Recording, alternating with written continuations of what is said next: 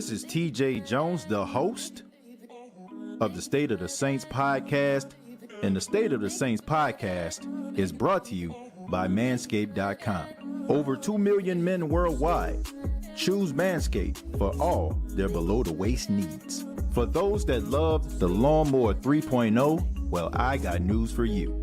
The Manscaped engineering team has confirmed that they have successfully created the Lawnmower 4.0. The Lawnmower 4.0 gives you the ability to turn the 4000K LED spotlight on and off when needed for a more precise shave. The new trimmer even allows you to customize your trim all through additional guards lengths, sizes 1 through 4. And looks-wise, it's sleek with a two-tone matte and gloss finish, even features a hot foil stamp, black chrome Manscaped logo.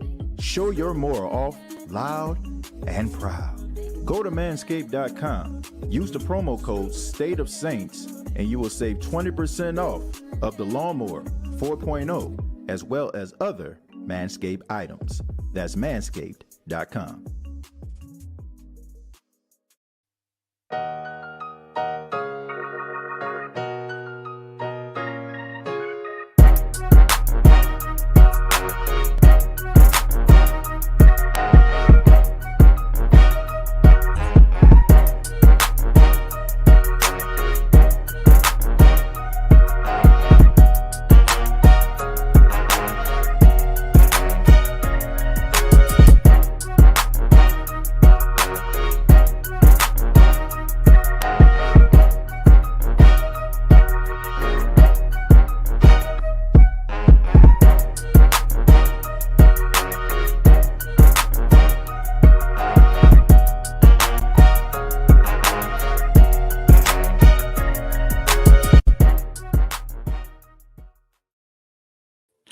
Hey, what's going on? What's going on, Who Dat Nation? It is yours truly, TJ Jones, the host of the State of the Saints podcast. Thank you so much for checking out the State of the Saints podcast, where we talk New Orleans Saints. I really do appreciate you spending your night, because I'm recording this on a Tuesday night. Thank you so much for spending your Tuesday night with yours truly.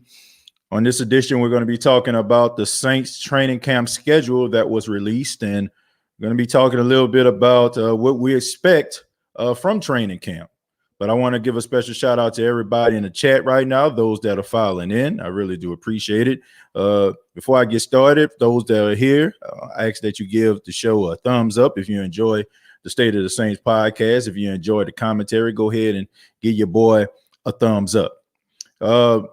But let's go ahead and talk a little bit about Saints training camp. I mean, this is the time that we all been waiting for, man. This is the moment that we've been waiting for, man, as Saints fans since last season. I mean, now we know officially when training camp is going to take place, and we know that training camp is the official start of the 2021 season. And there are so many storylines going into training camp for the New Orleans Saints. Of course, we know about the quarterback competition that's going to take place.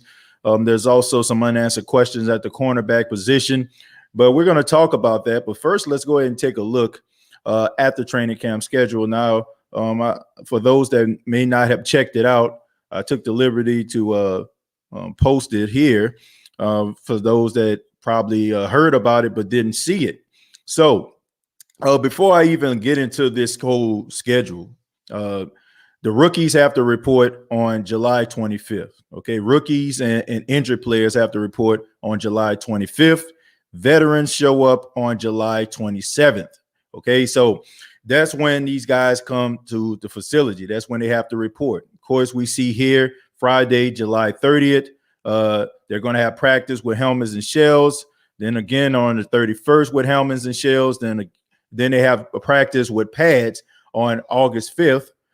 Friday, August 6th, and Saturday, August 7th. So this is the official schedule right here. August 20th, padded practice, 21st, padded practice. So that is the official schedule for the New Orleans Saints. And I'm excited. I don't know about you, but I'm extremely excited to know that football is just around the corner. I mean, it's kind of hard to come up with these storylines each and every day like I do, man. It's kind of hard. Finally, I can have some things I want, can talk about and some storylines. So, but let's talk about some of these competitions, man. Of course, we already know about the main competition I just mentioned, Jameis Winston, Taysom Hill. This is the quarterback competition. One of these guys is going to be the starting quarterback of the New Orleans Saints. The first time in 15 years, we don't know who the quarterback is going to be. We've had stability at the quarterback position for the last 15 years in Drew Brees. But these two guys, they have a lot to prove, man, and they have a lot of unanswered questions in their own right. You have Taysom Hill, who a lot of people don't consider as a starting quarterback, a guy who, that's been behind Drew Brees all these years, been serving as a Swiss Army knife for the team, a valuable asset to the New Orleans Saints. Then you have Jameis Winston, a guy who was the first pick overall, came into the league with a lot of high expectations. Went to the Tampa Bay Buccaneers. They decided not to bring him back. He signs with the Saints last year, and the Saints decided to re-sign him. So he has a lot to prove, okay? A lot of people saying, is Jameis Winston NFL quarterback? Can he right the wrongs? Can he stop turning the ball over at an alarming rate? So that's one storyline. Then you have the cornerback position, the cornerback storyline. We don't know who the number 2 cornerback is going to be. We don't know if the Saints are going to sign a free agent cornerback before training camp or during training camp, or maybe one of these young guys can step up. We don't know. And, of course, the linebacker position, who is going to be the weak side, who is going to be that weak side linebacker that we need. What is that rotation going to look like? And, just so many things that we can just choose from going into training camp. But I'm happy that training camp is here. I'm happy that the schedule has come out, and I'm ready to get started. So whatever you have to say, feel free to put them in the comments. I really do appreciate your time. I'm going to go ahead and start with a guy that has the same name as me, Timothy. Timothy says, come back to the state of the open public practice if you're a real fan. Let's see, come back to the state for the open practice if I'm a real fan. I'm definitely a real fan. And most likely, I don't know if I'm going to be able to come back. I don't know if I'm going to come to training camp, but I'm definitely coming to a few of the games this season. So that's definitely going to happen.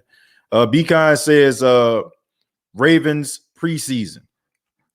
Yeah, Ravens preseason. Who was that? He be talking about Jules. Jules up in here. I know he's a Ravens fan. And first off, Tim, man, how dare you, man? Come on, man. Talking about if I'm a real fan. I'm definitely a real Saints fan. I don't think I have to show up to a practice facility for my fandom to be in question. Okay, you know what I'm saying? My fandom should never be on the line here. I'm a true Saints fan through and through. Let's see. Andrea Owen says, who that? Kevin says, what up, TJ? Jerry giving a shout out to Brian. Beacon says August 14th. July 25th is my birthday. Okay. Well, that's something to be excited about. Another birthday. That's a blessing, man. Keynote says, TJ, do you see us making any trades before the start of the season? Keynote, no, I do not. I don't see that happening. I think the Saints are going to ride with what they have.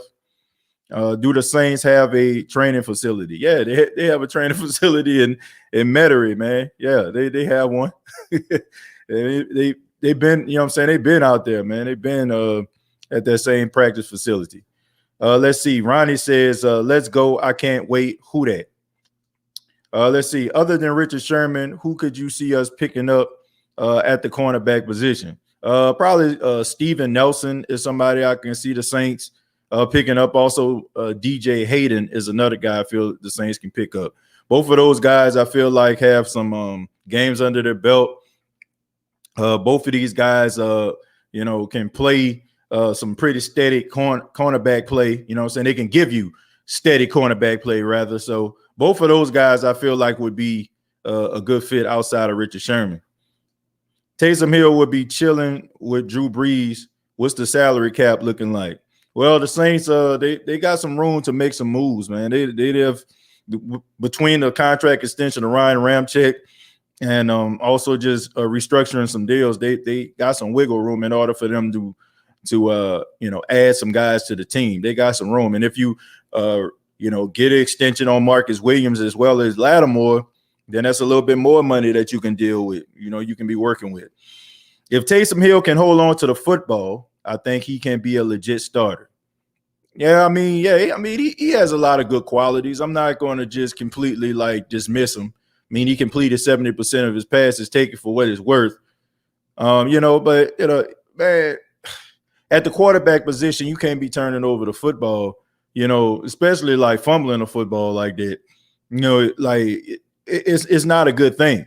Teams want to know that they can trust you. They want to know that they can put you in the right position and for you to go out there and execute. And if you're not out there executing and you're fumbling the football all over the place, that's going to lose your teammates' hopes and dreams in you, man. You know what I'm saying? They're going to stop believing in you. And like Sean Payton says, when you're carrying that football, you're carrying a guy's livelihood. You're carrying a guy's family. You're carrying a guy's hopes and dreams with that football. So you got to hold on to the football. But yes, definitely, definitely. I feel like he's a quality quarterback if he can cut down on some of those those fumbles. Let's see. Tragic says, who that? This season is going to be scary, a scary season for real. In what way we're talking about here? Who that? Who that for life? What way are we talking about it? Is it going to be scary good or scary bad? What do you think? What's going on, TJ? LMAO, what's going on, man? Appreciate you for being here. Hill ain't it, Caleb. Well, some people feel like he's the answer. Some people feel like some people feel like he's the answer. Some people feel like he is not. Okay. I'm not here to change anybody's mind. You can root for who you want. You can believe in who you want. You got Taysom Hill supporters. You got Jameis supporters. One of these guys are going to be the starting quarterback. That's what we know for sure. Very informative show. Watch a lot. Glenn, thank you so much. I appreciate that. I appreciate you, spending time here and checking out the show.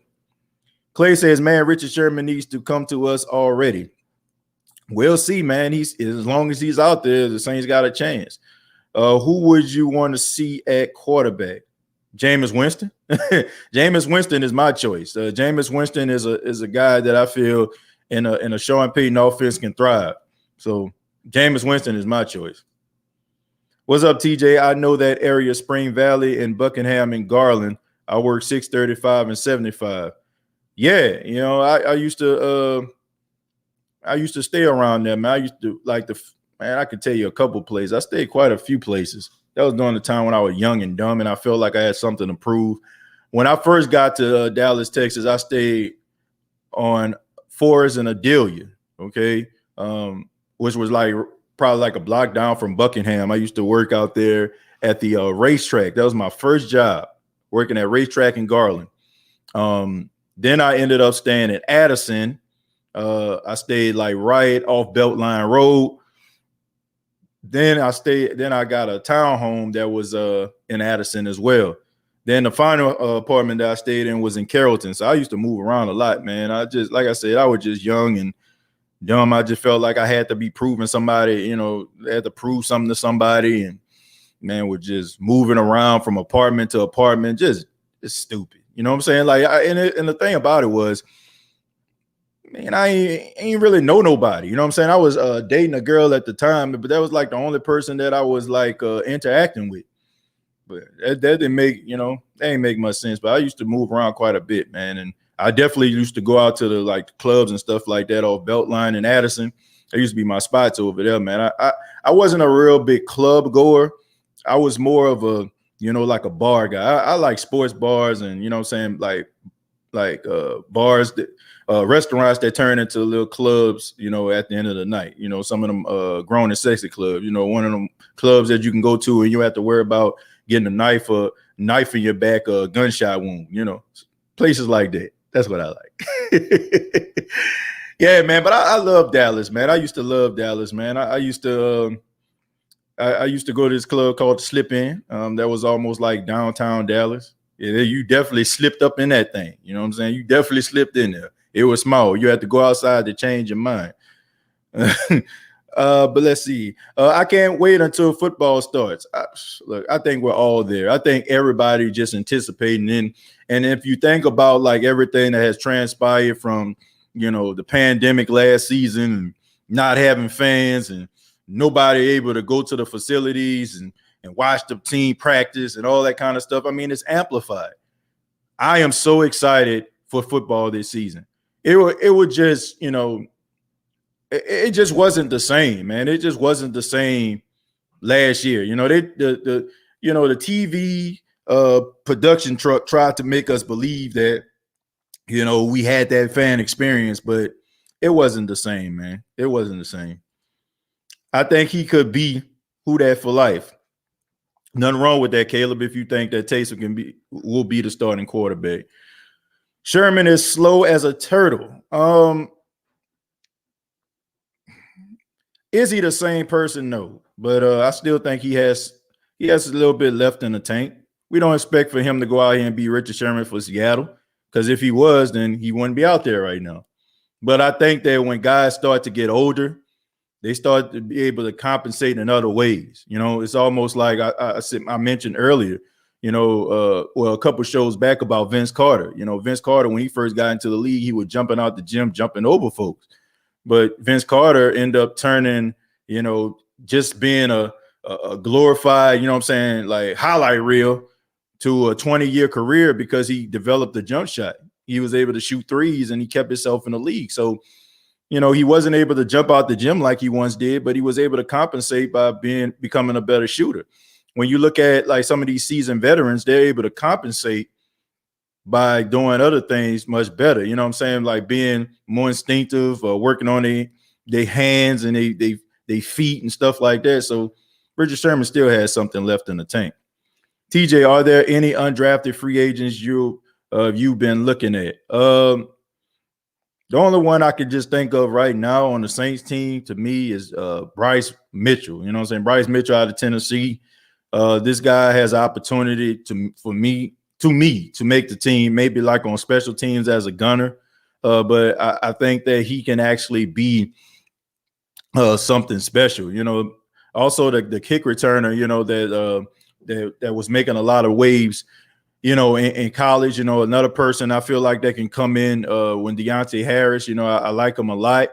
But he does have a tendency of getting hurt from time to time. And also this might be one of those years where his role actually, changes. So if you have another guy back there that can return kicks and punts, you got to free up Deontay Harris to do other things.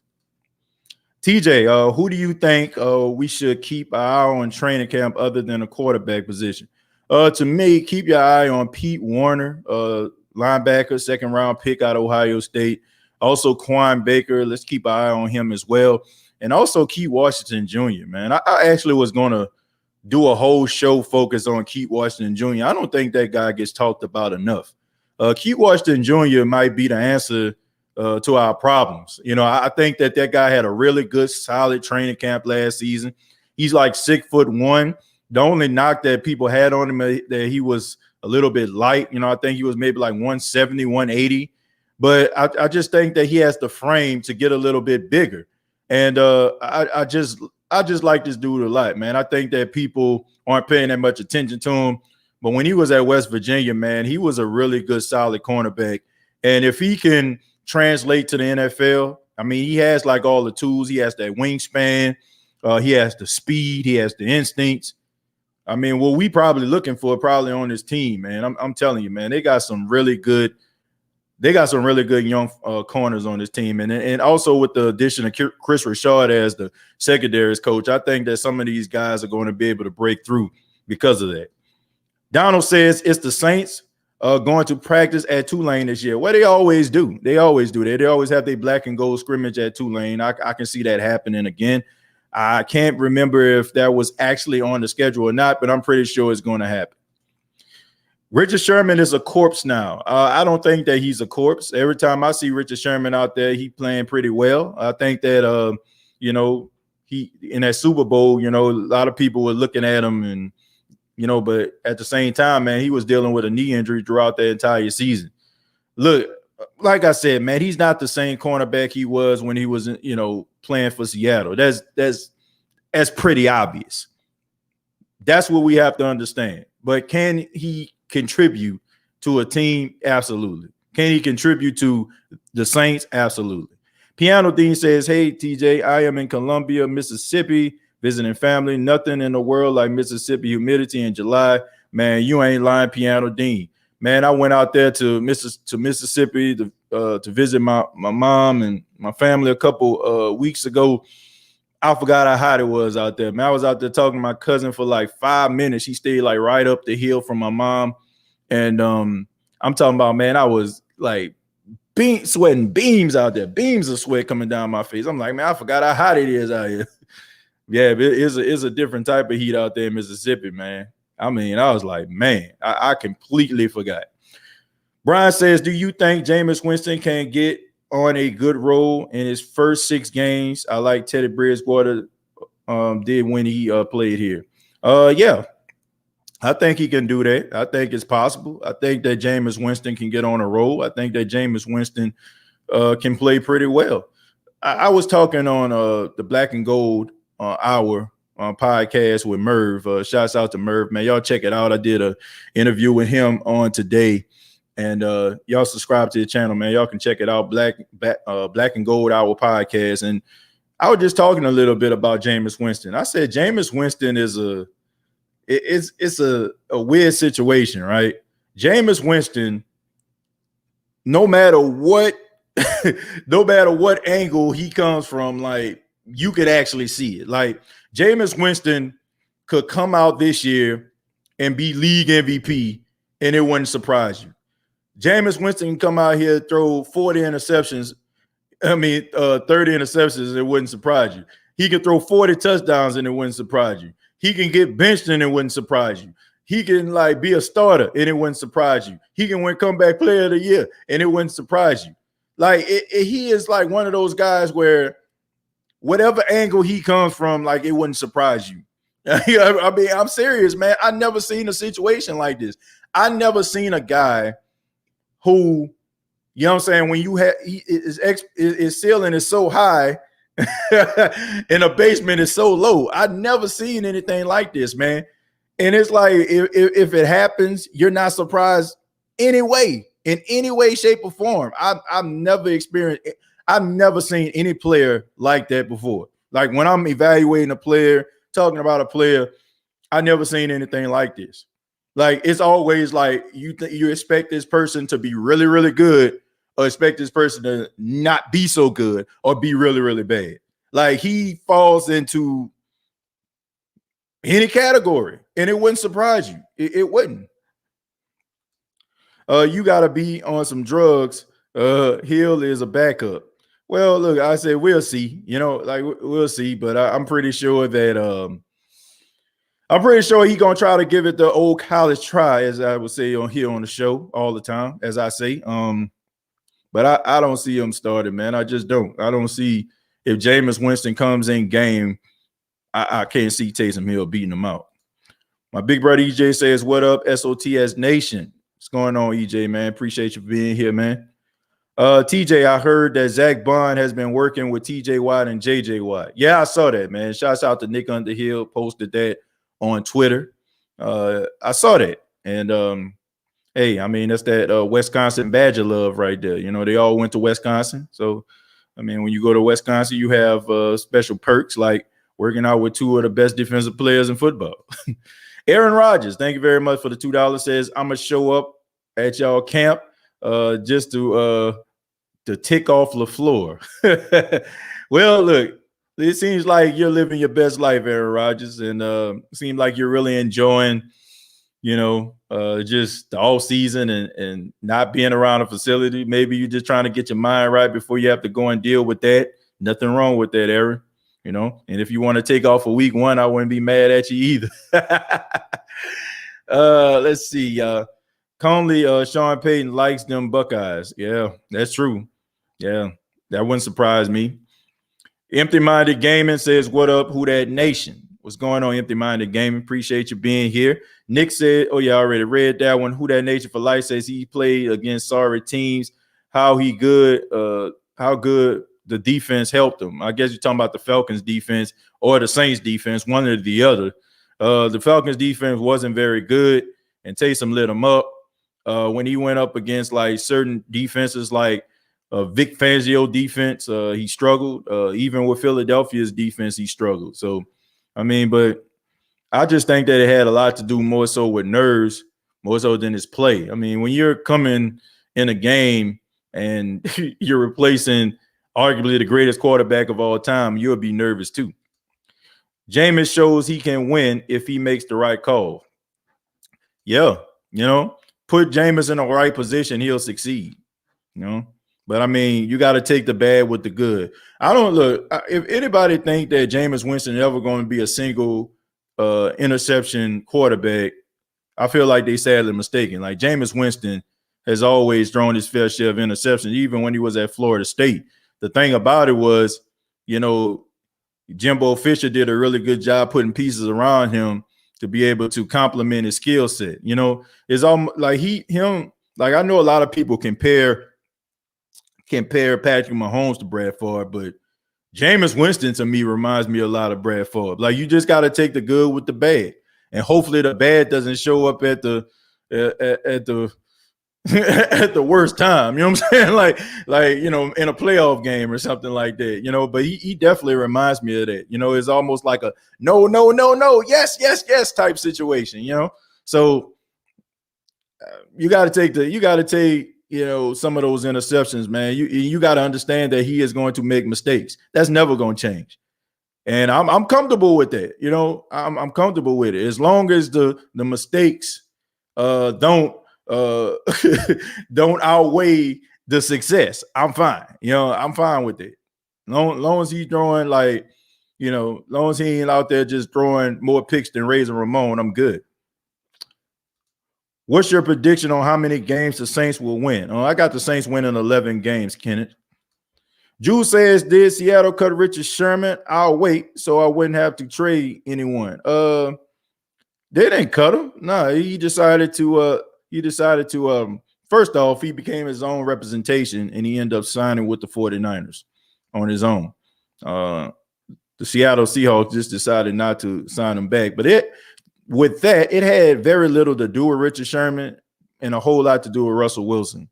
They wanted to make the team a little bit more Russell Wilson friendly because you still had guys that were on the defensive side of the ball that had dominant personalities, and they wanted Russell Wilson to transition to being that leader. And they had to get rid of those defensive guys in order for him to become that leader, because when you have guys like Earl Thomas and Richard Sherman and guys like that outspoken on the team, their voice can be a little bit louder than that of a Russell Wilson. I'm going to go ahead and open up the phone lines, see what you all have to say. Feel free to chime in, talk a little bit about Saints training camp. What are you looking forward to? What storylines are you looking forward to in training camp? I'm going to go ahead and put the link down in the comments. Ghostface Griller, thank you very much for the $10. Says not missing this one. Who that? Ghostface Griller, thank you so much. I appreciate it, man. Thank you for your support. My big brother EJ Jones became a YouTube member. Thank you so much for being a supporter, big bro. Appreciate that love right there. Let's see. Bryce Thompson. Yeah, Bryce Thompson. I don't know why I said Bryce Mitchell. I'm sorry. Who the hell is Bryce Mitchell? Yeah, Bryce Thompson. I couldn't think. Yeah, I'm definitely looking forward to seeing what he can do. Not over Aaron Rodgers. He's not of the best to ever play the game. He definitely is one of the best to play the game. Okay. I don't buy into that whole Super Bowls determine how great you are type thing. Like when it comes to passing the football, when it comes to air, when it comes to arm talent, it don't get no better than Aaron Rodgers. Okay. I'm sorry. I don't buy into that nonsense about how many Super Bowls you got. That's what we find ourselves trying to validate players. But I don't think a Super Bowl tells the whole story. Are you telling me that Joe Flacco is better than Dan Marino? Nah, it doesn't always tell the whole story. We'll go to Josh. What's going on, man? Hey, man. Hey, before I get to what I was going to talk to about as far as like the storylines for the season, I just want to tell you, you just said something there that I totally agree with. Mm-hmm. Quarterbacks get judged by Super Bowls, and it's so stupid because nobody else goes through that. Yeah. If we're going to say that Tom Brady is better than Aaron Rodgers because of rings, then we got to say that Julian Edelman is better than Terrell Owens. Right. You know what I'm saying? We got to say that James White is a better running back than Barry Sanders. Exactly. You know what I'm saying? I've been saying that's been my argument forever, but you can't tell these ESPN fanboys nothing. You know what I mean? No, you can't. You can't, man, and that's ridiculous. You know, I don't feel like a person should be determined on how many Super Bowls they win, especially when football is such a team sport. Yeah, and quarterbacks are the only ones who have to deal with that. No other player position has to deal with that. Right. But dude, the story I'm looking most forward to. I mean, I know this is going to be cliche, but it's Jameis. I mean, who else can really? That's what this whole season is really about. And not to take away from the rest of the team because the rest of the team's pretty good, but I just want to see. You know what's really funny? You know what really makes this interesting, and nobody's really talking about this. What's that? So do you remember when we thought Russell Wilson was going to be available for like a week or whatever? Yeah. And you remember when the mayor of New Orleans made like a little video trying to welcome Russell Wilson to the city, and she did like a little dance and stuff? Mm-hmm.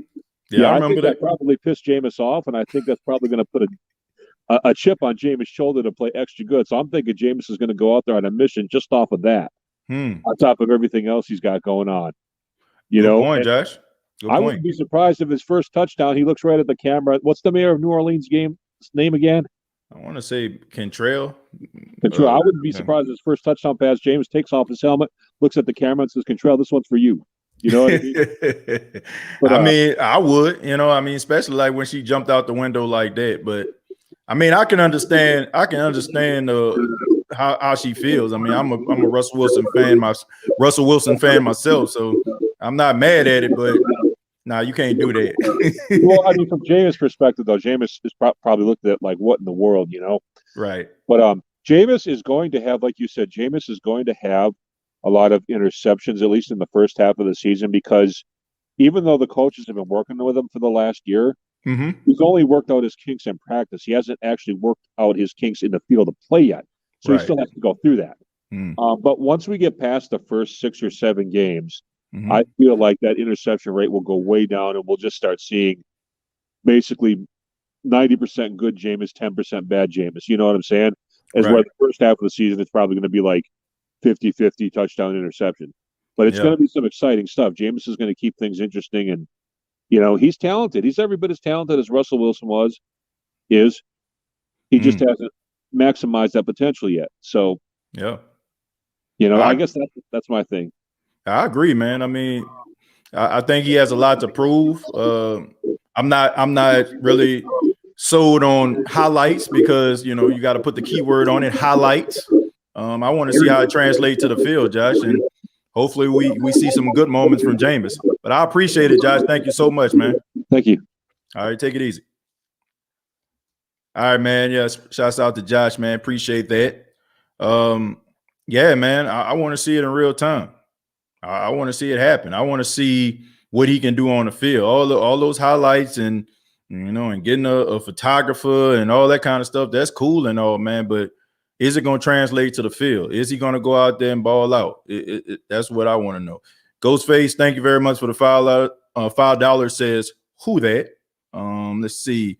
Inevitable says not me, TJ. I'm comfortable with him throwing the ball away. Well, look, that's the thing. Like, man, I'm telling y'all right now, and I'm just preparing you. Like, we as Saints fans are so spoiled, especially over the last 3 to 4 years, watching Drew Brees throw so many touchdowns and very little interceptions. So everybody that comes in, no matter who the quarterback is, we're going to expect the same type of play. I'm not. You know what I'm saying? Like, I'm just not, because I just know that Drew Brees is different. Drew Brees is a different cat. He wired different. He prepares different. His decision-making is different. He's different. But in the process, he made us all, you know what I'm saying, have this standard of what great quarterbacking is supposed to look like. We never seen this before as Saints fans. Never really seen what great quarterback play is supposed to look like when it comes to the quarterback of the New Orleans Saints until Drew got here. And now it's like we're going to be comparing any one of these guys, rather it's Taysom or Jameis, to Drew. Well, Drew would have threw that away. Well, Drew would have threw that down. Well, Drew would have threw it down the field. Or Drew would have looked away and threw the pass. You know, like we can't help ourselves. All I'm saying is this: the Tiger can't change his stripes. Okay.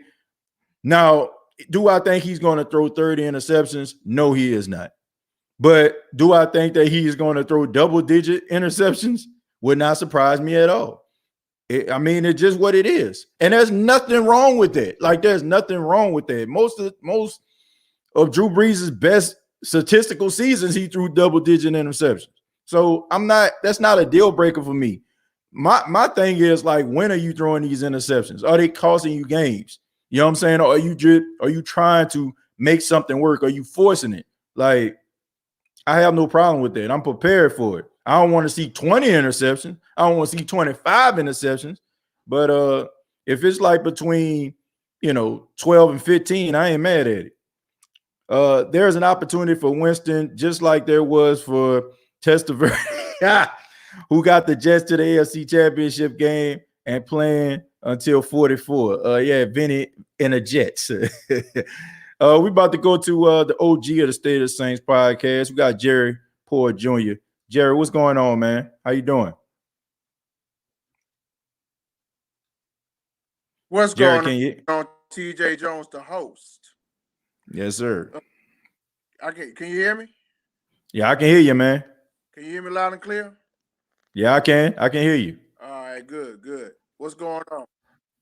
All right. Man, nothing much, man. Nothing much. All just right. Ready for Saints training camp. Well, what do you think about Saints training camp, and how do you think the New Orleans Saints are going to fare out this season, man? What storylines are you looking forward to in training camp?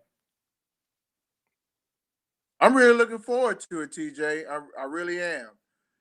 See who makes the team and who don't. My only concern is in September. What's that? Why are you concerned in September?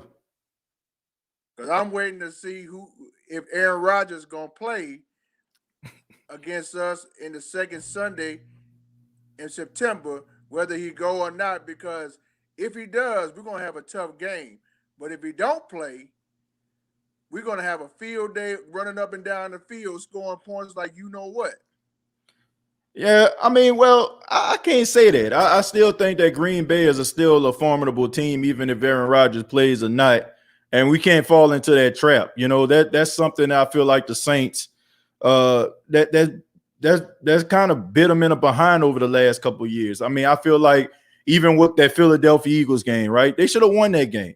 But they heard all these storylines about Jalen Hurts starting and stuff like that, and they thought he was just this rookie that wasn't going to be prepared, and he went out there, man, with this confidence, and he was out there, man, wheeling and dealing. So they cannot take the bait here, man. Even if Aaron Rodgers does not play, you want to go out there and play your best football, man, offensively and defensively. But the storyline for training camp, man, what are you looking at? What training camp storyline intrigues you? Well, TJ, one of the storylines I'm looking at is one of these guys we got in the draft, like Kwan Baker and Pete Warner, Paulson, Adebo. Right. To me, I think even if Marshawn Lattimore gets suspended, I don't know how many games, Adebo can take that role while he serving suspension, right? Because anything can happen before the start of the season. Anything can happen. Yeah, I mean, that's why you have to have these guys prepared, and that's one of the things that Who That Nation members been asking me, man, about Marshawn Lattimore. I mean, that's the question mark right now. Is he going to get suspended? And if he does, how many games? But the Saints have a very young secondary, especially at the cornerback position. Yes, but they got the right guy for the job. They got Chris Richard, and I have a lot of confidence in this guy. I not only think that Me too. the secondary is going to get better, I just think that the defense as a whole is going to get better because, I mean, I look at that Dallas Cowboy defense, man, when he was there and Rob Marinelli was the defensive coordinator, but he had his fingerprints all over that, man. So I think that this is going to be an upgrade defensively, just having him. I mean, I think about some of those young cornerbacks he had when he was in Seattle. I mean, he got those guys paid, and he got had those guys being all pros and Pro Bowlers. So I mean, I agree with you.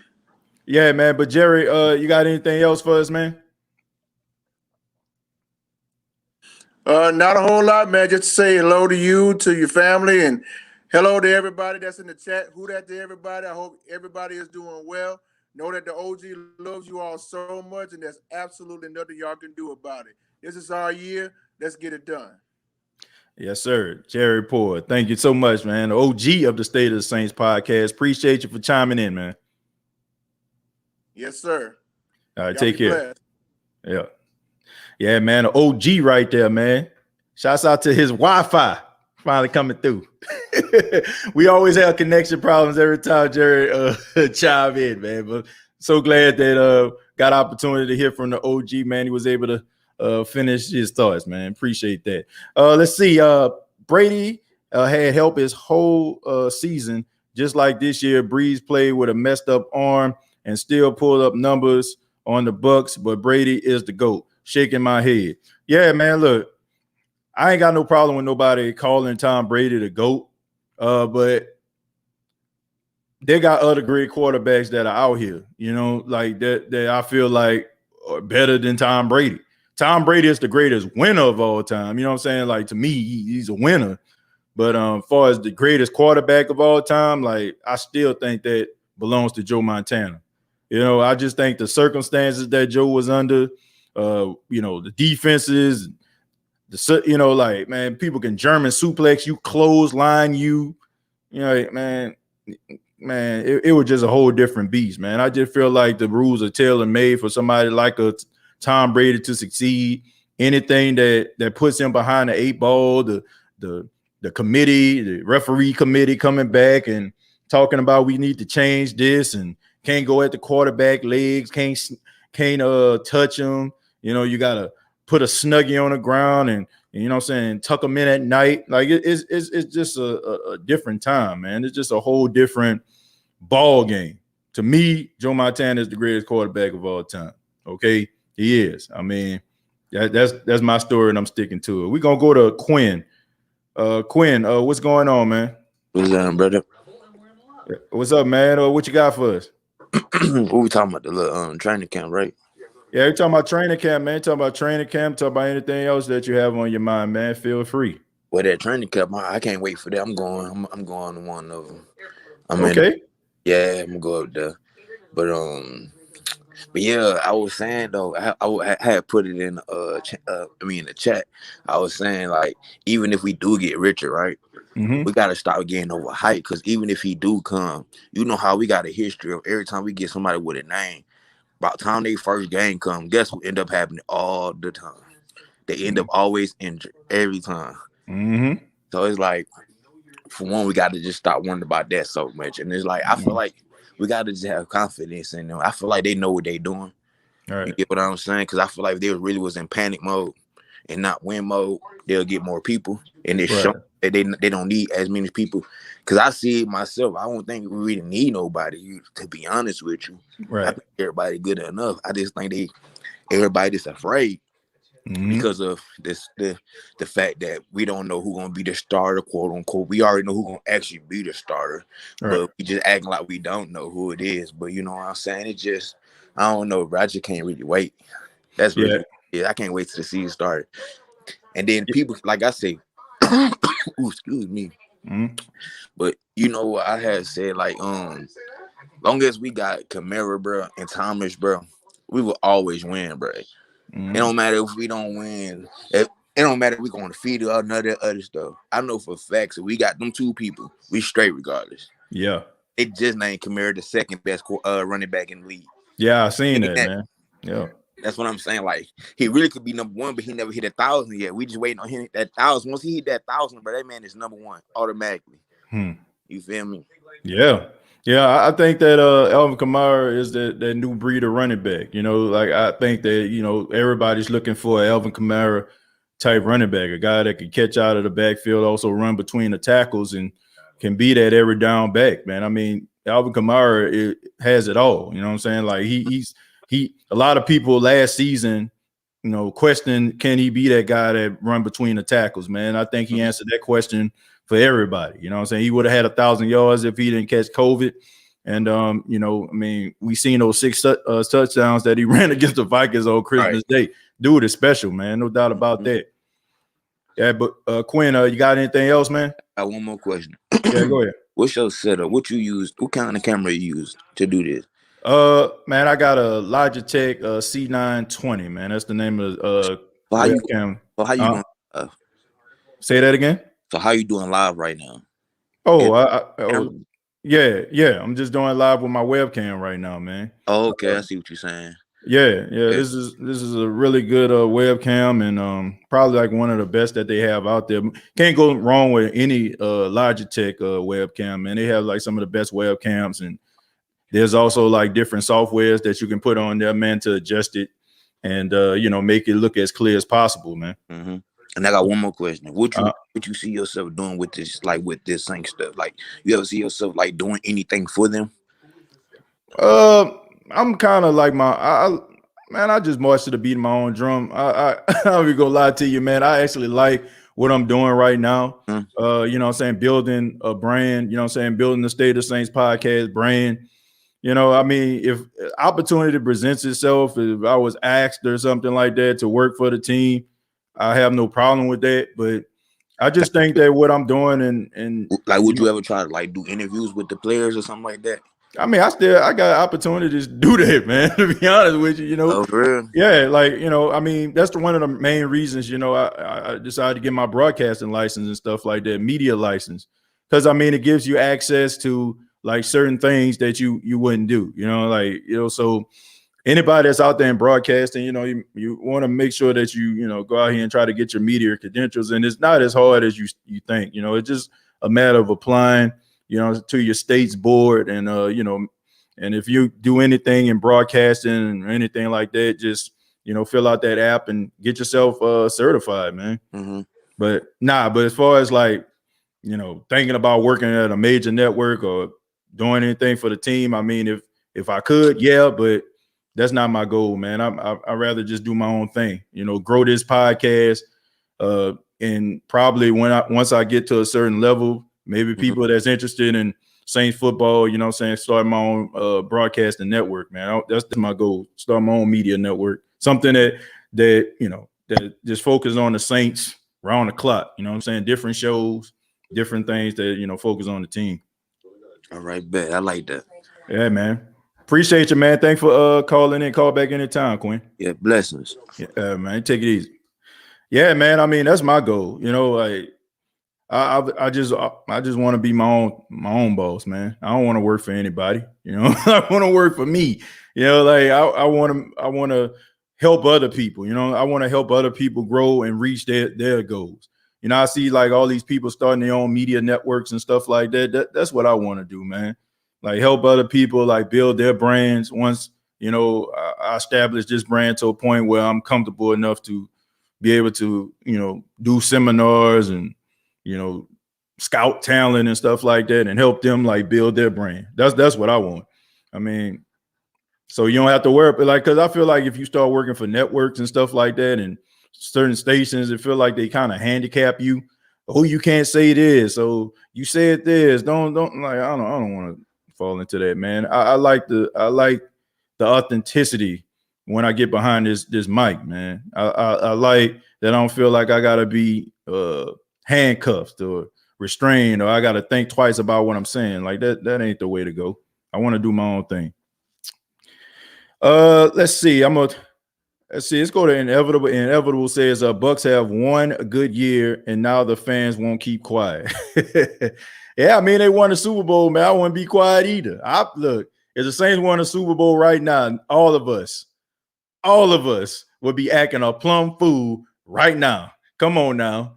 Let's just be real right now. Everybody be losing their mind. Let's see.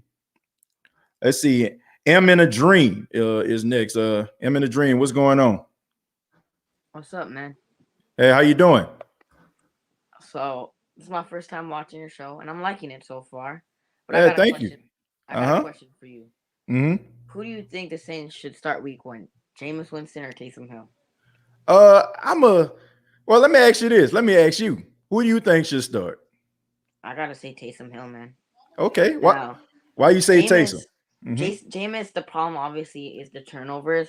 But the Right. thing about Jameis Winston is that, like, if you look at his Bucks team that he had to work with in 2019, that last year he was with the Bucks, he had a pretty darn good roster. He had Shaquille Barrett, he had Jason Pierre-Paul, he had Mike Evans and Chris Godwin. He had receivers, he had a good team, and he still threw those turnovers, and he still had 33 touchdowns, which isn't bad, but that turnover.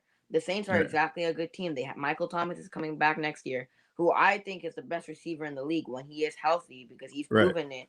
He has he's really good, has 1,000-yard plus seasons pretty much every year that he's been healthy. You have guys like Michael Thomas. You have a good defense. You have Demario Davis. You have Cam Jordan on that D line. So you have a pretty darn good team. And I feel like Taysom Hill's been there longer. He knows the system better than Jameis Winston. And Jameis Winston, that turnover thing is the only thing that holds me back from starting Jameis Winston week 1. Because Jameis had a good team in Tampa Bay, and he just couldn't get it done. And Tom Brady comes in, and he wins them a Super Bowl with the same exact team. The only different additions were Rob Gronkowski and Antonio Brown, who came like week 10 or week 11 last year. Otherwise, it was pretty much the same exact team, and Jameis Winston couldn't do nothing with the Bucks. And you expect him to come in and do something with the Saints? No, Taysom Hill has been there longer. He knows the system, and I feel like they should give Taysom Hill the chance to be starting quarterback. Yeah, I mean, look, that's a good point, and I'm not mad at that take. You know, you asked me about who I feel like should be the starter. I say Jameis, and I mean, I think you have some good points, but here's why I feel like it differs. When you look at the Tampa Bay Buccaneers earlier last season, you seen Tom Brady. Like Tom Brady was on a trajectory to throw like 22 interceptions that entire season. But what happened was during the bye week, they changed up their offense. They made it a more of a Tom Brady friendly type offense. They took like some of the plays that he used to use out there in New England, and they started to implement that into their playbook. The difference is they're not going to do that with Jameis Winston because Jameis Winston hasn't proven that he deserves that. Like Tom Brady comes in, he won 6 Super Bowls. I mean, come on, man. Like if Tom Brady says this isn't working for me, you're going to listen because this guy, I mean, is a winner. So I feel like that's a little bit different. Bruce Arians is extremely stubborn, and it had to take somebody like Tom Brady in order for him to change his mind when it comes to it.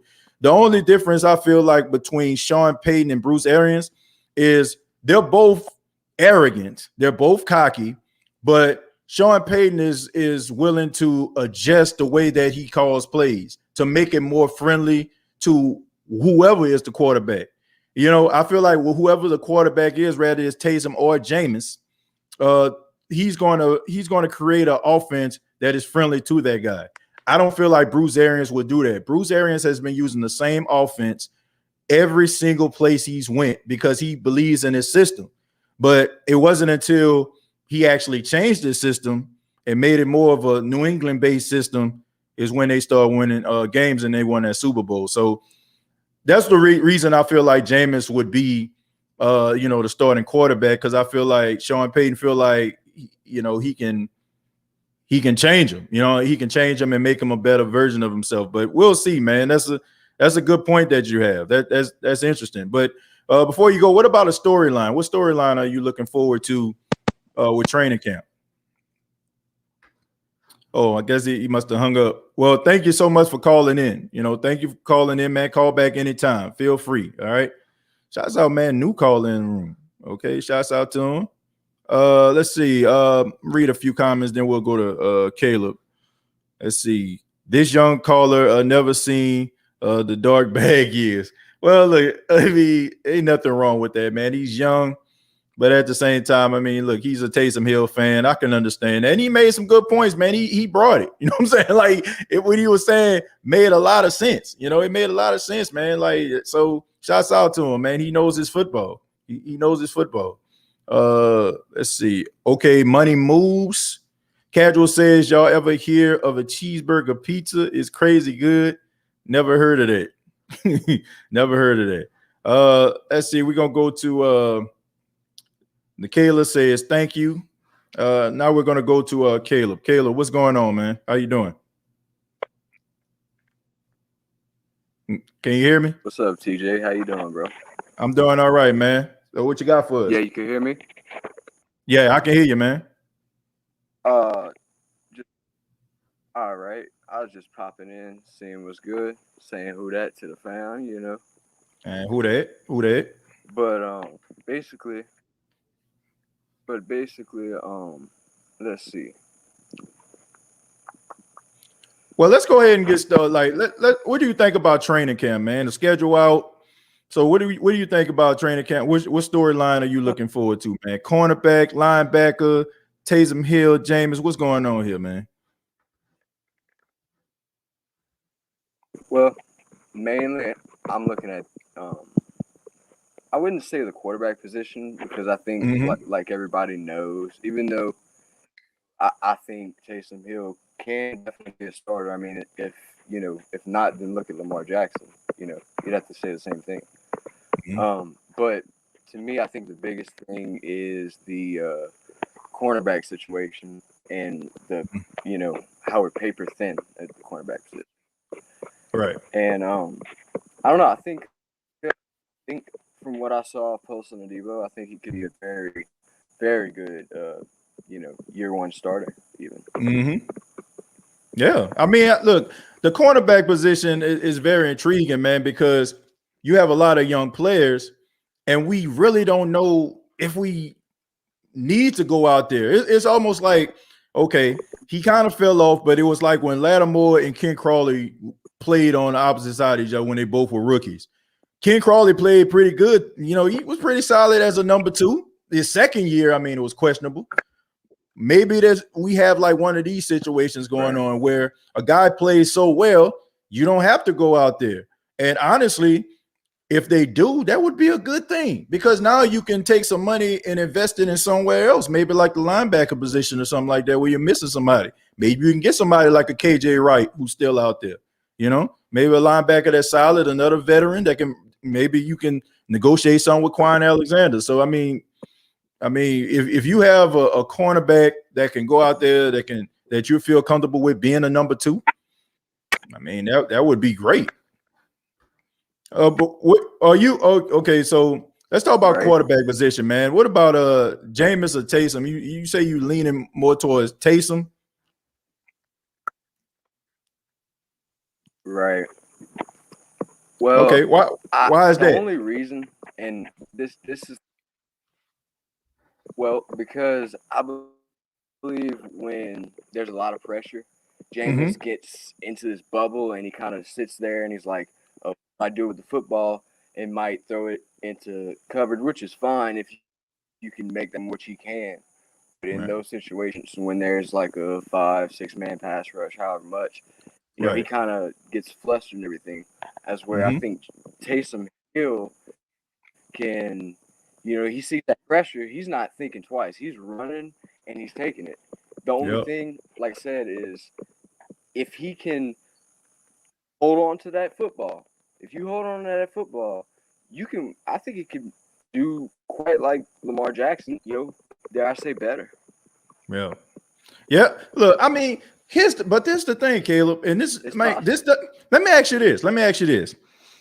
Does it concern you that Taysom Hill, who has been injured throughout college, right? And he's a dual threat running quarterback. Does that concern you that he will be able to, stay healthy, especially now that you have 17 games instead of 16? That don't concern you a little bit? Certainly. That's just but I do think this that football as a sport. We're leaning more towards a quarterback who can escape pocket, make plays with his feet. And Right. Taysom can do that. I don't think he'll do it as much, Okay. versus the Swiss Army knife role that he's made, Right. Well, that makes sense, kid. But I do think if we're talking about Jameis Winston, Mm-hmm. if Jameis Winston, like everybody said, and this is the narrative, the turnovers. Mm-hmm.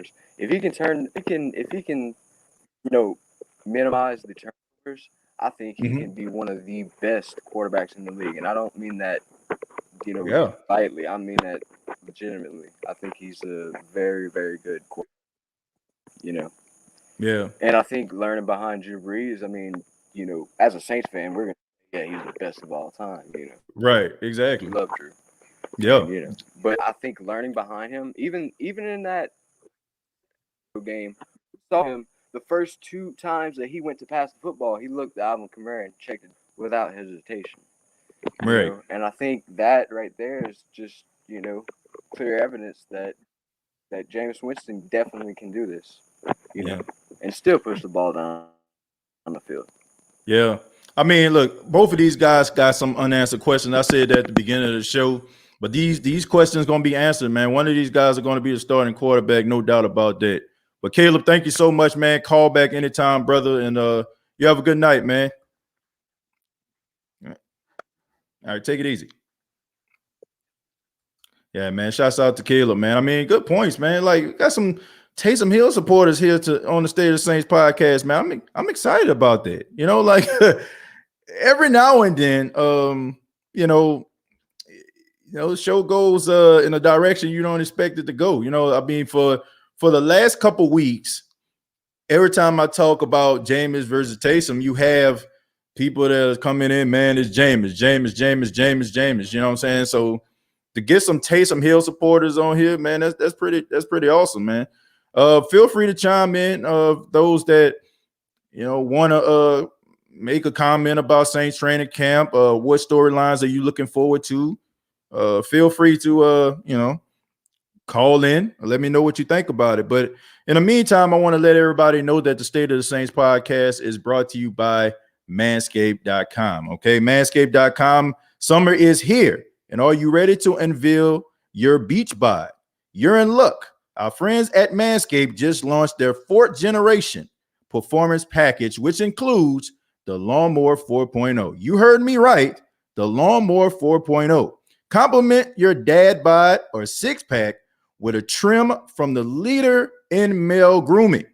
The sun is shining and calling your name, fellas. Join the 2 million men worldwide who trust Manscaped and get ready for a hot guy summer.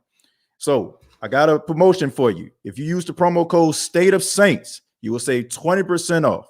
State of Saints, all one word, you will save 20% off. Okay, so thank you to the fine folks at Manscaped. And Manscaped is the place to go for all your male grooming needs. All right, back to the comments.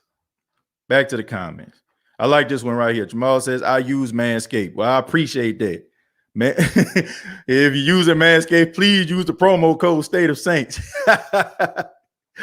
Let me see. This man passed for 5,000 yards, 30 touchdowns, one of only 4 quarterbacks acting like this man is a scrub.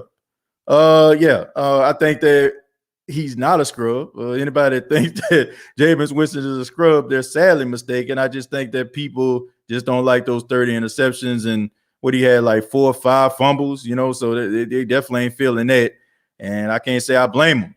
So hopefully this guy can, correct those mistakes. I believe in Jameis. I'm naive enough to believe that this guy is going to turn a corner and be a really good quarterback. Y'all the greatest, strongest, roughest, toughest, quickest, fastest, realest group of Saints fans I ever connected with. Love you. Shouts out to Jerry. Kai says, gotta be at work at 5 a.m. Y'all stay up and stay safe. Good night to all, and to all a good night. Kai, be careful out there, man. You take it easy, man. Have a good night. Let's see. but at my workplace, they add bacon, onions, mushrooms, and mixed cheese as well. Casual decks definitely making a lot of people hungry. If I wasn't trying to cut back on some of the fast food, I'd definitely be running out there trying to find me one. Let's see. Slim says, I want to see who start next, Iron Yamada and DeMario. That's a good matchup too, man. I'm going to say Shy Tuttle is going to start. I'm going to say Shy Tuttle going to start. To all you guys, Manscaped your stuff. Trust me, the ladies love it. Yes, use Manscaped and use the promo code State of Saints. And also hit the thumbs up button if you're enjoying the State of the Saints podcast. If you're enjoying the State of the Saints podcast, you like the commentary, you want the show to grow, go ahead and hit that thumbs up so people can know about the show. I appreciate everybody, all my day oneers, my day 758ers. I love y'all as well. Anybody that's taking the time out to check out the show, I really do appreciate it. Thank y'all so much, man. Appreciate that. Much love to you. James talking that talk and walking it too. Well, Nick, we got to see the walk now. We got to see the walk. We see the talk. A lot of talking going on. A lot of talking. Like the talking, but we got to see the walking. Okay, we got to see the walking. Okay, the walking is going to take place within the season. Like all these highlights and stuff like that. Yeah, you know what I'm saying? It got us salivating. It got us hungry. But at the end of the day, yeah. You know what I'm saying? You got to prove it. You got to prove it if you are the starting quarterback. Week 1, we will see who's the starter versus Green Bay. September is the real deal. Exactly, Chris. It's the real deal. That's when we're going to find out, who is going to be that guy. I'm going to scroll back up a little bit because I know I missed a few comments because of the calls. Let me see. This call is too young to know who Jameis is. Got to be. Jamal, I don't think so. He made some interesting points, and he knows football. I mean, I'm going to give him that. Someone tell me what a Buccaneer is. I would say a pirate, I guess. Let me see. Jamal says, Jerry, he's very young and new. I mean, regardless, I just think that people need to understand this. And Merv, I was on the show today, Black and Gold, our podcast. Y'all check it out. He said this, man. He said, he became a Saints fan back in 2006 where he was able to appreciate the team. He was 10. Think about this, folks. You know what I'm saying? That was 15 years ago. This dude like 25, 26 years old. So that's a long time. You know what I'm saying? Like, so if somebody say I've been a Saints fan since 2006, that's 15 years. 15 years. That's 15 years of devotion to one team. I'm going to say you're a member of the Who Dat Nation. Okay? Now, I understand how some of you Saints fans feel, the ones that were Saints fans, before 2006. I get it, right? You've been riding this wave for a long time, man, and you know what I'm saying? Like you done wiped out quite a few times. And finally, you know what I'm saying, you ride that wave of success, and it'll kind of upset you because you feel like some of these other people come in and they're new and they don't understand what you've been through, and they spoiled and they complain about every little thing.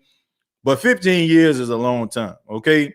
And if you're a young kid, a baby, and you're a teenager, all you can remember is the Saints being successful. You don't remember any of that stuff that everybody talks about, like the paper bags and buying tickets at Swagman's and, and finding, walking past a car, seeing 2 Saints tickets on the front seat.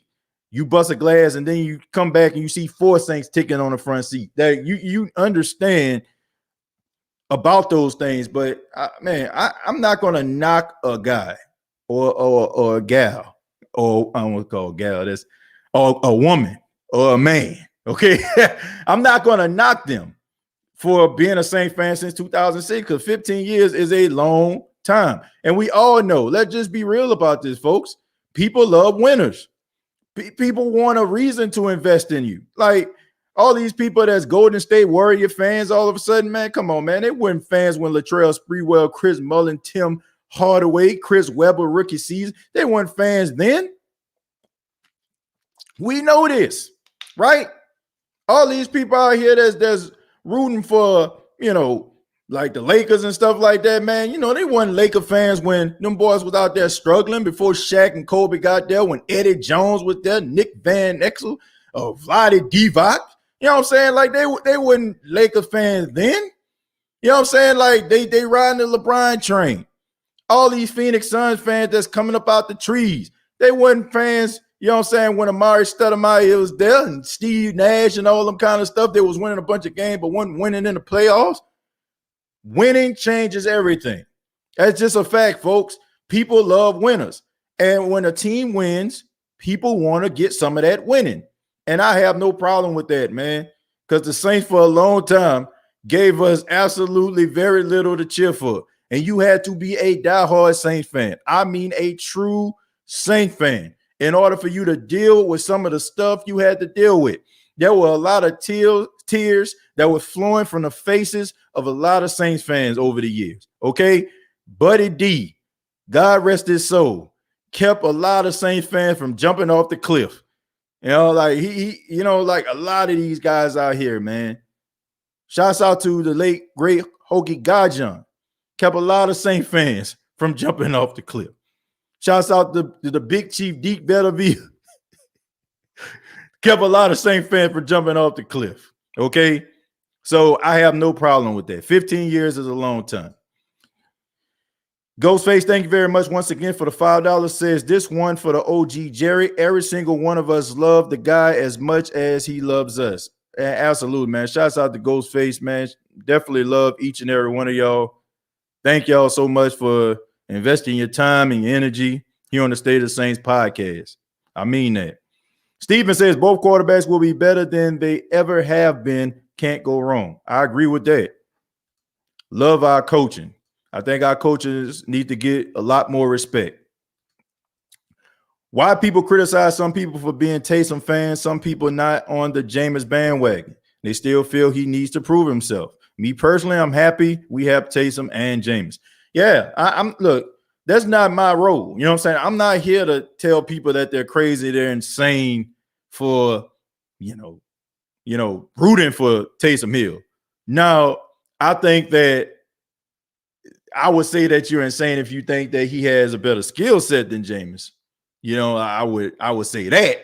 I don't think when it comes to playing the quarterback position, I don't think he's better.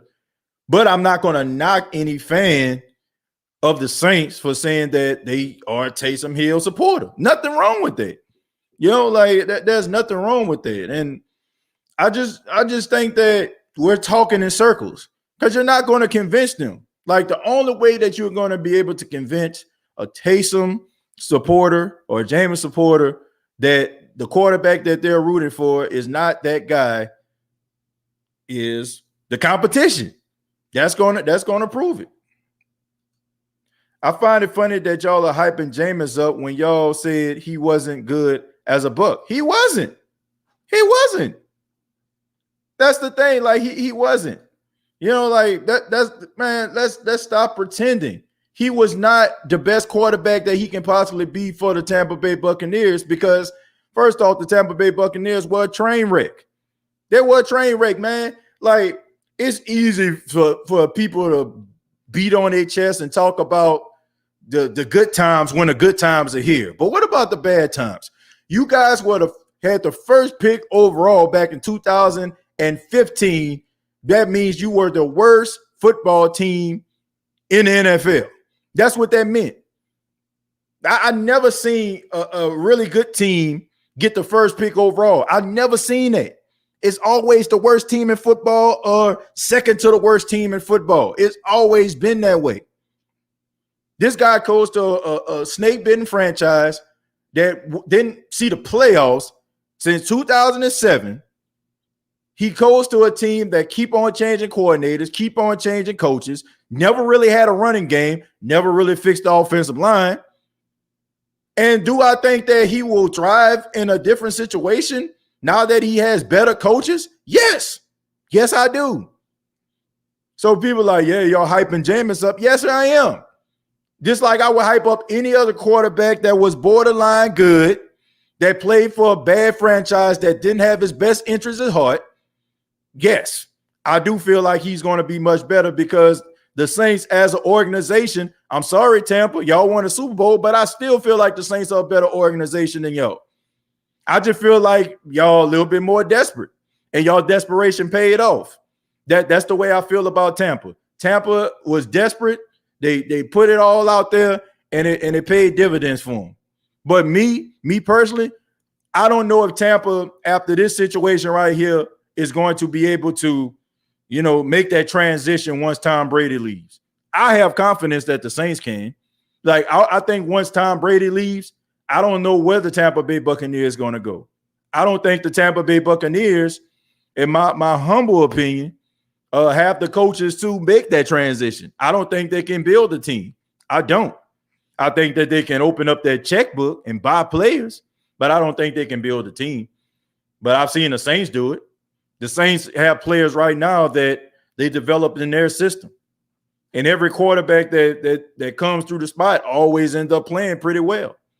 From when McCown played, when Drew Brees had the oblique injury, he threw for 300 yards. We seen Teddy Bridgewater win 5 games, got paid $60 million off. We seen Taysom Hill go out there, win 3 out of 4 games. I've never seen Tampa build nothing, ever. You know what I'm saying? For the exception of like the early 2000s when Tony Dungy was there, they built a real good defense. But since then, they haven't built anything. What has Tampa actually built? They ain't built nothing. All they did was open up their checkbook and say, come one, come all. Tom Brady like it, come on in. And they paid dividends. And I'm not going to knock them for that. But they haven't built a damn thing to me. I don't know, man. They just went to Costco, man, and just went crazy. Just started buying tight ends by the bundle, running backs by the bundle, wide receivers by the bundle. That work right now, you know what I'm saying? But that doesn't equate to continued success. What keeps teams winning games is a good infrastructure. Me personally, I don't think that the Tampa Bay Buccaneers have that, once Tom Brady leaves. I just think that, right now they just opening up that checkbook. Man, forget Tampa Bay Buccaneers, who that Saints Nation. Look, man, I'm just being honest, I'm just being real. Like, I just don't feel like once Tom Brady leaves that they're going to have sustained success. I just don't. I really don't. I don't. I think once he leaves, they're going to have some problems making that transition. Who that fam? I always enjoy your shows, bro. Tyrone, I appreciate that. Thank you, man. Steven said they are just different skill sets, a running quarterback versus a pocket passer. Yeah, you can win with both of them. The NFL has proven that you can. Skills and IQ beats athleticism when it comes to the quarterback position. I'm a Taysom Hill fan, but Winston should start. That's interesting.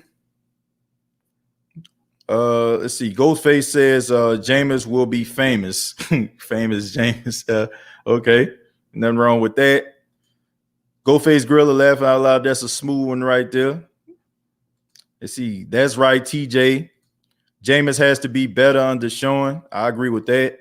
Once Tom Brady is gone, Tampa Bay will be the Succaneers again. Okay.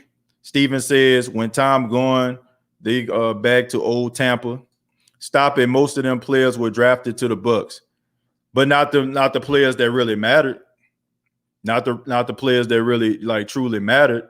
You know what I'm saying? Like the ones that, that help y'all win the Super Bowl. Every player that scored a touchdown in the Super Bowl was not a member of the Tampa Bay Bucs last season. Every last one of them dudes that scored a touchdown were signed by the Tampa Bay Buccaneers as a free agent. Rob Gronkowski, Antonio Brown, Leonard Fournette, Tom Brady. Like, get in where you fit in. That's all I'm saying right then and there.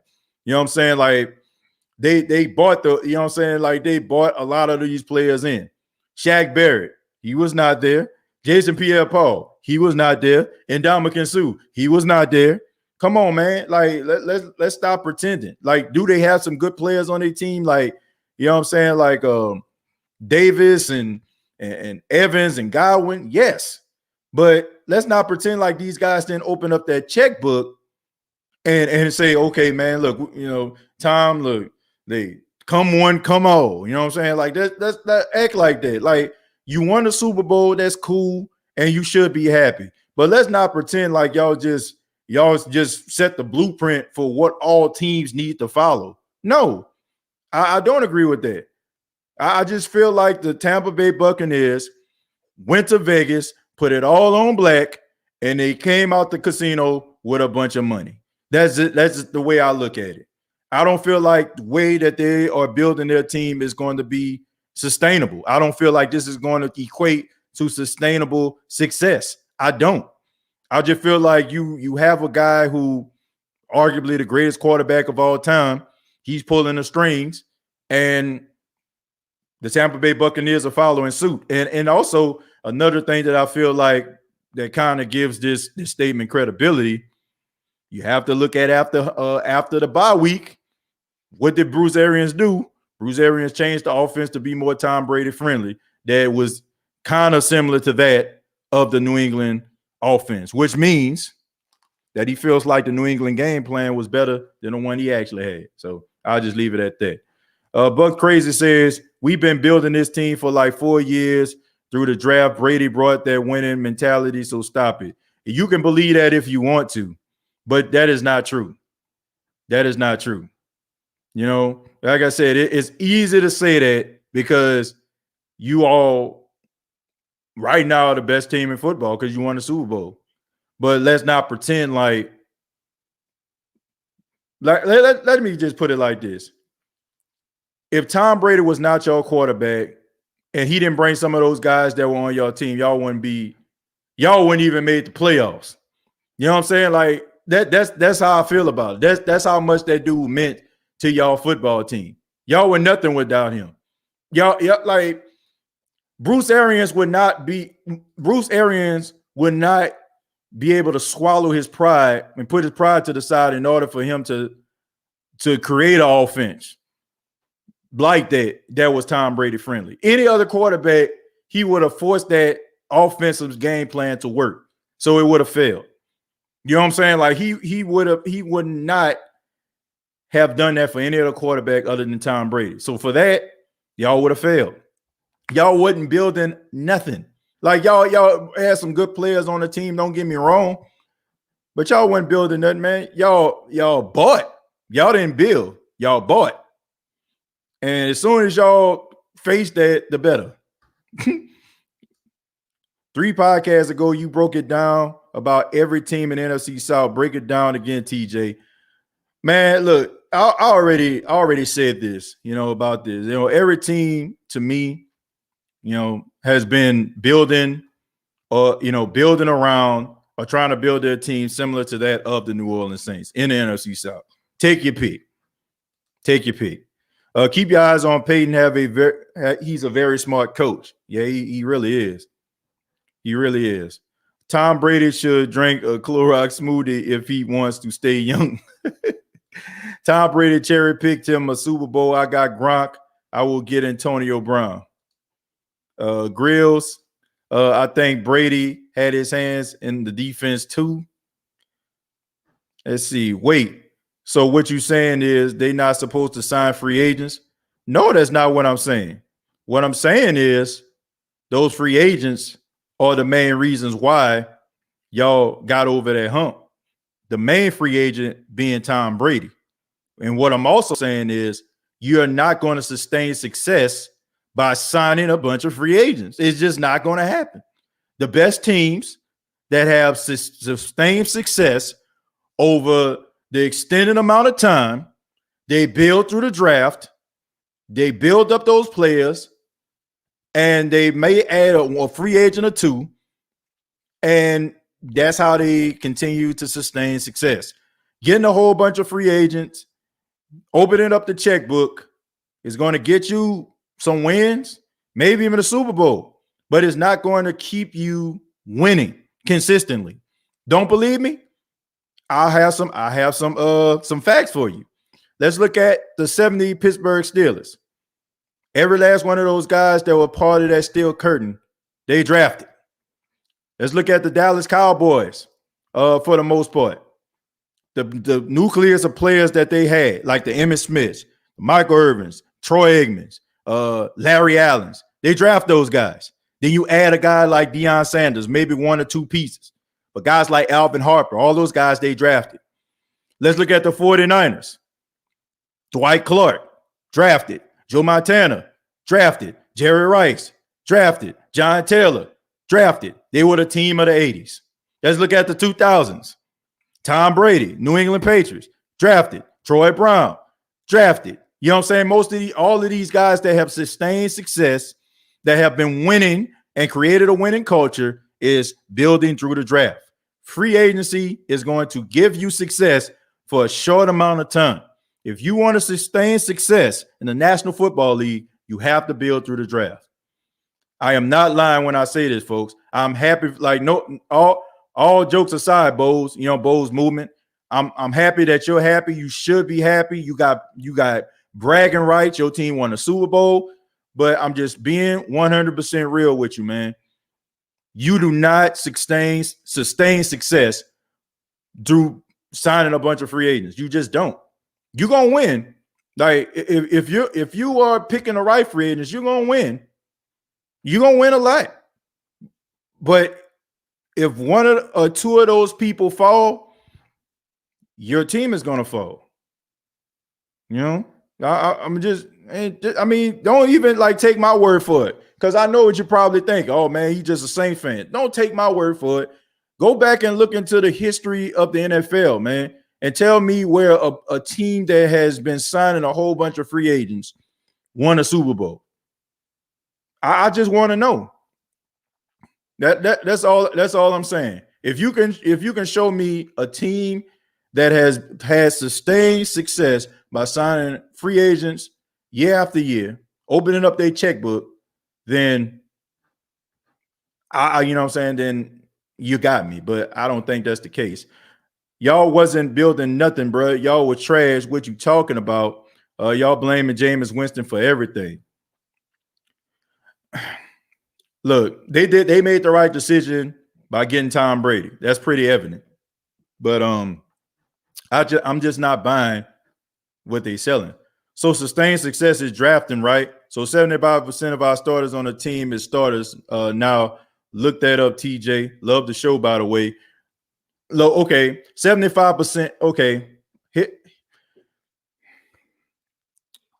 75% of your starters. But here's the thing. How many of those starters really truly matter to the success of your team? Now, you know what I'm saying? Like, we can manipulate this any way we want to, but we know what the skill positions are that really truly matters, okay? Wide receiver position, I will give y'all that. But the main positions, the offensive line, a lot of those guys, that y'all sign. Left tackle, a very important position. That's a free agent. Quarterback, very important position. Y'all, free agent, right? You know what I'm saying? Like, I mean, a lot of these players that mean a lot to the success of the team are free agents. Now, I'm not going to say that y'all just been out here drafting some scrubs. That is not true. But the players that really truly matter to the success, the player that's pulling the strings, the player that got y'all over the hump, were players that were free agents. And like I said, y'all got some good young players on this team. But all I'm saying is this. If you want to sustain success, you want to continue to feel like a winner, Tampa Bay fans, all I'm saying is you're going to have to build through the draft. You're going to have to. You're not going to be able to count on free agents all the time. And I'm also interested to see how y'all going to react now that you have a target on your back. Now that you are going to get everybody's best shot. Let's see. Well, maybe the Saints need to open up the checkbook. No, I don't think so. Saints don't need to open up the checkbook. The Saints issue is not It's not the team. It's just the fact that they lose at the most, man, just the worst times. You know what I'm saying? Like, they have a good football team. You don't win 12, 13 games and not win, you know what I'm saying, and not be a good football team. You know, sometimes it's better to be lucky than good sometimes, right? You know what I'm saying? Like, sometimes you have to get a little bit of luck, and sometimes you have to have a little bit of a good football team. And luck has not been in the favor of the New Orleans Saints in the postseason. But they're a good football team, you know. They have a lot of good football teams that don't win a Super Bowl. A lot. Just, it just wasn't in the cards for the Saints. You guys were fortunate enough to win that Super Bowl. But I'm not, you know what I'm saying, I'm not knocking any Bucs fan for feeling happy about winning a Super Bowl, because I feel the same way. I'm not gonna lie to you. You won't get any backlash from me about that, you know. TJ, I just wish people would stop comparing the Saints with other teams, because if they watch the Saints since the beginning till now, Sean knows how to build a team to win. The Saints are going to be NFC champs this year because they play with heart. No other team does that because players want money first. Well, players want money regardless. But if you put a good atmosphere, a good culture in place, then guys are going to want to play for you. You know, if you put the players first, guys are going to want to play for you. So, you know, it's just a good organization to play for, and a lot of guys love playing for them. If Brady gets hurt, what and where is Tampa going? What's our record without Breeze? 11-6. 11-6. I got the Saints going. All of them matter. All O-line have drafted except the center. Then the left tackle. Y'all left tackle. Then he come from the Bengals, if I'm not mistaken. I mean, you know better than me. Look, I'm not sitting up here going back and forth about a roster with a fan of the team. You definitely have more credibility than me. I don't know that much. I won't sit up here and say I know more Tampa Bay Buccaneers than a Tampa Bay Buccaneers fan. So I could be wrong, but I just feel like free agency, you know, you just can't build through it. Okay. I mean, I'm happy, you know what I'm saying, that y'all happy y'all won the Super Bowl. Hopefully we can get some of that success, you know. But I stand by that statement. Even if it wasn't a Bucs fan talking to me right now, I stand by that statement. If it was another team that won a Super Bowl in a way that I seen when it came to like the Tampa Bay Buccaneers signing like these free agents, I feel the same way. It has absolutely nothing to do with the fact that it's a Buccaneers fan, because I want Buccaneers fans to be happy, because you should be. Just left the gym doing some lower body work. Did you get it in today? Yeah, absolutely. I definitely did. Definitely got in it today. Spent some time on the treadmill, lifting weights, man. Just, you know, been packing on the protein, turkey breast, tuna, man, you know, cutting down on these carbs and stuff like that. You know, definitely got it in today, though. Definitely got it in. TJ, this year, the Dome is going to be loud and proud with fans returning. I agree with that. Definitely going to be loud. Wide receivers all drafted except Brown. Defense all drafted except Sue, Barrett, and JPP. Well, Sue, one of the best interior linemen in football. Barrett, one of the best pass rushers in football. JPP, not the same, but not too shabby. You know what I'm saying? Like, so, yeah, you know what I'm saying? Good defensive players, you know what I'm saying? But at the same time, man, look, you ain't going nowhere without, you know, if you didn't have Tom Brady. Have all that talent, but if you ain't have Tom Brady, you ain't getting down the street. Let's see, I'm good. Just left the gym. How's it going with you? Oh, yeah, and don't forget about Leonard Fournette, man, all these other guys. Let's see. Let me see. All I have to say message. I don't know exactly what that means, Tyrone. I'm sorry. Steven says 8-1. Who's Tampa backup quarterback? Who is their backup quarterback? Somebody tell me. See, you don't know the roster player. I don't. You know what I'm saying? Like, I don't sit up here and know the roster. Like, why would I? You know what I'm saying? Like, this is the State of the Saints podcast, okay? This is the State of the Saints podcast. So, of course, I don't know the Tampa Bay Buccaneers roster. I mean, that would mean that I would have to spend countless hours looking at the roster. But I'm smart enough to know that y'all were not. I repeat, we're not. You know what I'm saying, going anywhere without Tom Brady. I stand by that statement. And I also stand by the statement that the guys that help y'all the most in the postseason were not a part of y'all team. Leonard Fournette, I think y'all called him Playoff Lenny, if I'm not mistaken, right? I don't think he was a part of the team. Rob Gronkowski, I don't think he was a part of the team. Antonio Brown, I don't think he was a part of the team. Everybody that was one of the catalysts for y'all to get over that hump were not a part of that team. I stand by that statement. And the most important position on the field is the quarterback position. A team goes and they do not go depends on who the quarterback is. So I stand by that statement. Let's see. Hey, TJ, please treat yourself to a highlight of Lawrence Woods. It's a beauty. I have to check that out. TJ, I do believe the Saints have the best fans. I agree with that. Let's see. Okay, TJ, see y'all this season. Good show. Yeah, I mean, look, I'm not sitting up here saying that the Tampa Bay Buccaneers have all free agents. I'm not saying that. But what I'm saying is they opened up the checkbook for players that really, truly mattered. A lot. You know, it's hard for me to say that, you know, they would have won a Super Bowl if Tom Brady won their quarterback. Because I'm telling y'all, Bruce Arians is a stubborn coach. He's a stubborn coach. And when you're stubborn, it takes monumental things in order for you to change your mind.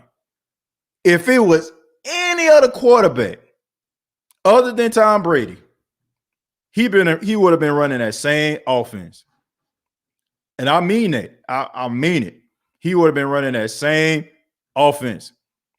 They won a Super Bowl because of D-line pressure on Mahomes, Sue, JPP, and Barrett. That's true. I'm not going to knock that.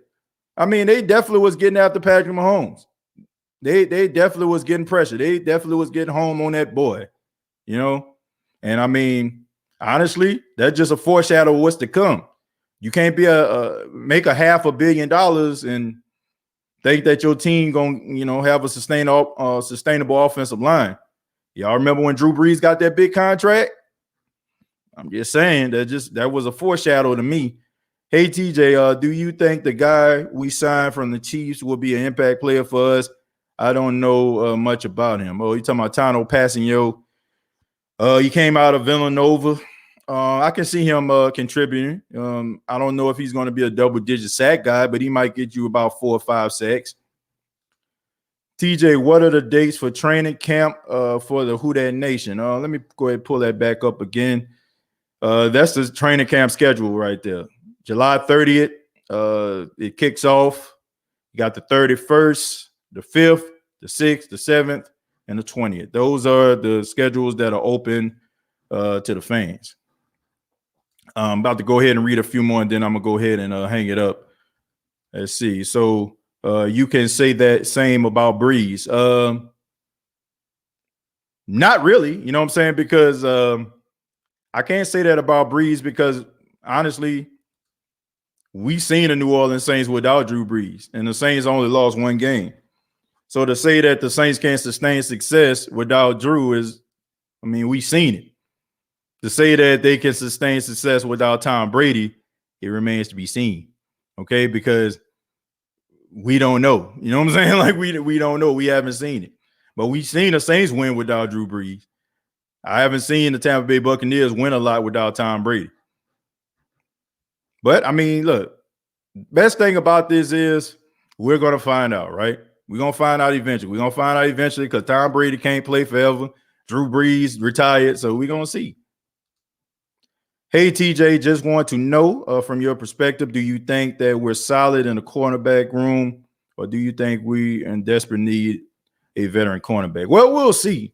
I keep on saying we'll see because we'll see. But look, they got a lot of young corners out there, and you never know what you have until you actually see it on the field. And shouts out to the Bucs fans also here, man. Much love to y'all, rooting and going hard for y'all team, man. I got respect for y'all in that regards. But we'll see, man. Like, we'll see what the season is looking like.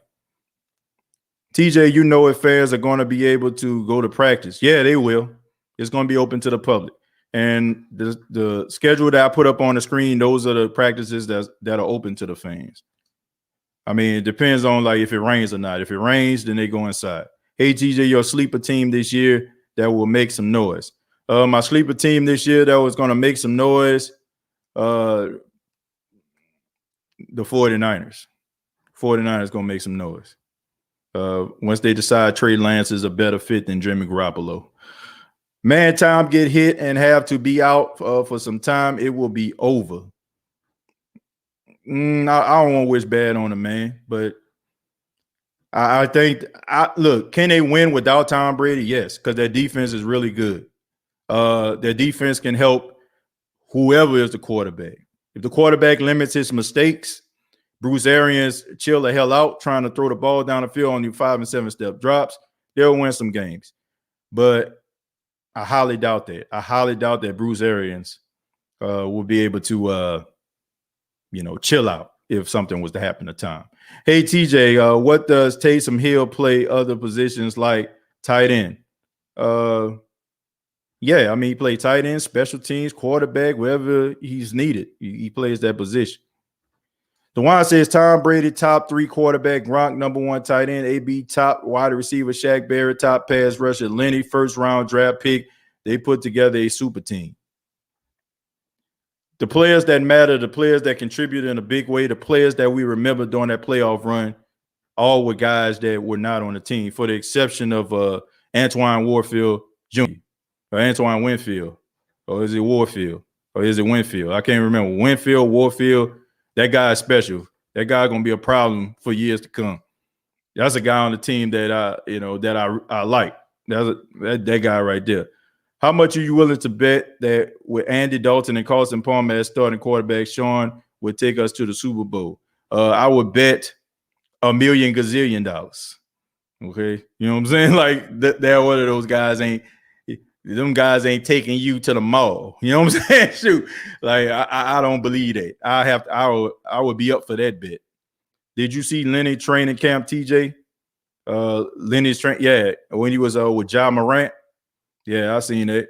If we talking about the same thing, Winfield. Thank you very much. I know his dad played for the Vikings. What about preseason? I have preseason is preseason. Preseason is preseason. But this was interesting, man. Thank y'all so much, man. Shouts out to all of the fans of other teams that come in. Man, look, this is the State of the Saints podcast, but I open the doors for every fan. You know what I'm saying? Like, rep your team loud and proud. I ain't got no problem with that. Shouts out to everybody that's a part of the Who Dat Nation. Been rocking with the State of the Saints. If you like the State of the Saints podcast, you enjoy the commentary, go ahead and give your boy a thumbs up. Let everybody know that you enjoyed the show. I appreciate everybody for being here. Once again, the State of the Saints podcast, as you all know, for some of you that may not, State of the Saints podcast is brought to you by Manscaped.com. Manscaped.com. Use the promo code State of Saints. That's all one word, lowercase letter, State of Saints. You'll save 20% off. Want to give a special shout out to my grandfather, because I want to wish him a happy birthday, because it's 12 o'clock midnight here in Myrtle Beach, South Carolina. So I want to wish my grandfather, Pastor Jesse Jones, a happy birthday. My grandfather turns 82 today. So I want to say many blessings to him. Everybody knows how much my grandfather means to me if you've been following the State of the Saints podcast from the beginning. And everybody here, man, you can check out previous episodes on iTunes, Spotify, iHeartRadio, Anchor FM. If you have not subscribed, hopefully we've made a supporter out of you. You can go ahead and hit that subscription button, hit that bell for notifications. You can check out the State of the Saints podcast on social media, on Twitter at State of Saints. That's at State of Saints. Also at State of Saints on Instagram. And you can go to Facebook.com Search the State of the Saints podcast. You all take care. Have a good morning, noon, night, whenever you're checking out this podcast. Like always, all I got to say is, who dat?